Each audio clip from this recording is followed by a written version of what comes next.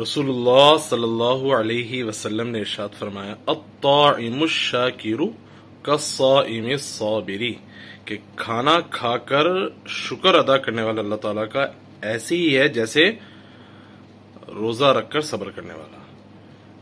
کیا فرما رہے ہیں آپ صلی اللہ علیہ وسلم؟ الطاعم الشاکر کالصائم الصابر، کہ کھانا کھا کر اللہ کا شکر بجا لانے والا، اللہ کا شکر ادا کرنے والا ایسی ہی ہے جیسے صابر، کہ جو روزہ رکھ کر صبر کرتا ہے۔